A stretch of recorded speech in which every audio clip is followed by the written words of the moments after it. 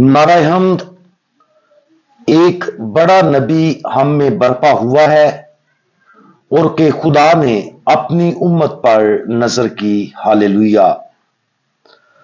आज हम मुकद्दस लूका की अंजील उसका चौथा बाब और उसकी आयात 14 और 15 पर ध्यान ज्ञान करेंगे। और आज हम खुशखबरी तेजी से सफर करती है इसके बारे में सुनेंगे।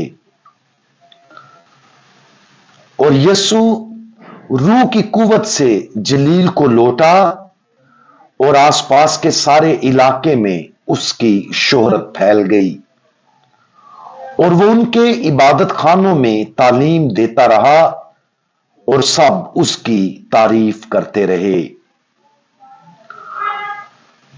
खुदावंद यीशु मसीह ने अपनी इलानिया जिंदगी शुरू करने से पहले 40 दिन बियाबान में रोजा रखकर और दुआ करते गुजारे थे।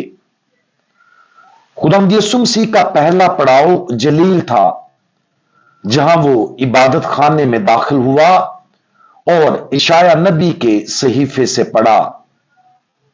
ताहम इबादत खाने में खुदावंद यीशु मसीह के इल्फाज कहे जाने के फौरन बाद उसे शहर से बाहर निकाल दिया गया और उसे पहाड़ की चोटी पर ले गए ताकि उसे सर के बल गिरा दें।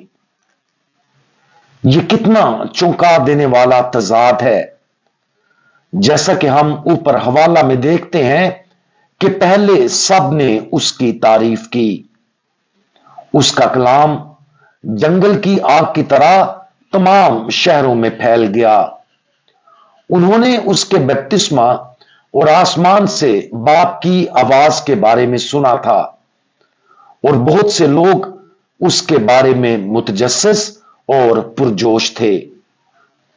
लेकिन जैसे ही खुदावंद यीशु मसीह ने अंजील मुकद्दस की तबलीग शुरू की और जब उसने उनके दिल की सख्ती को दूर करना शुरू किया तो वो उसकी तरफ मुतवज्जा हुए और उसे जान से मारने की कोशिश में लग गए। बाजुकात हम ये सोचने के जाल में फंस सकते हैं कि अंजील हमेशा लोगों को एक होने के तौर पर इकट्ठा करने का असर रखती है। बिलाशुबा खुदा के लोगों के तौर पर हमें सच्चाई में मुतहद करना अंजील मुकद्दस के मरकजी मकासद में से एक है।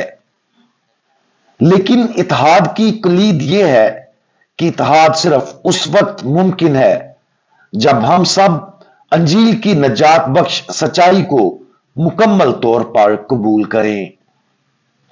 और इसका मतलब यह है कि हमें अपने दिलों को बदलना चाहिए, अपने गुनाहों की जिद से बाज आना चाहिए और अपने ज़हनों को खुदावंद यीशु मसीह के लिए खोलना चाहिए। अफसोस की बात है कि कुछ अपने आप को तब्दील नहीं करना चाहते और उसका नतीजा तकसीम है। अगर हमें मालूम होता कि खुदावंद यीशु मसीह की तालीम के ऐसे पहलू हैं जिन्हें कबूल करना मुश्किल है, तो ऊपर दिए गए हवाला पर गौर करें।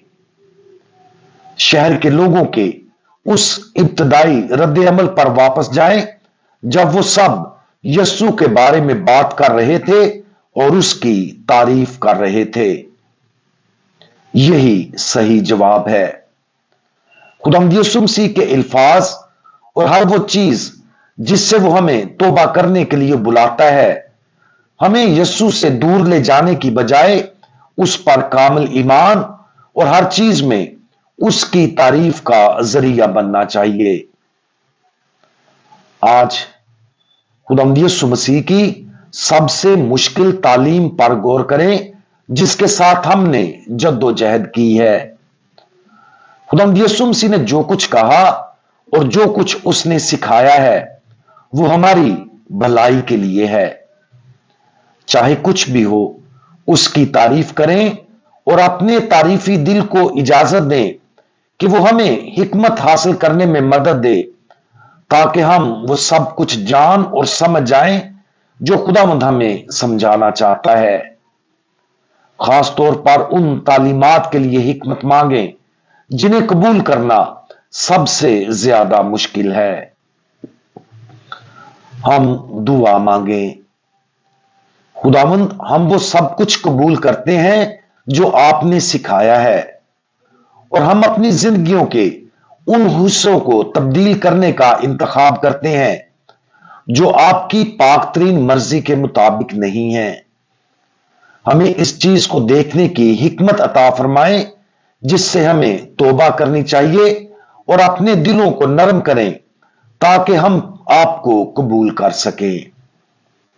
खुदावंद यीशु मसीह, हमारा भरोसा आप पर है। आमीन।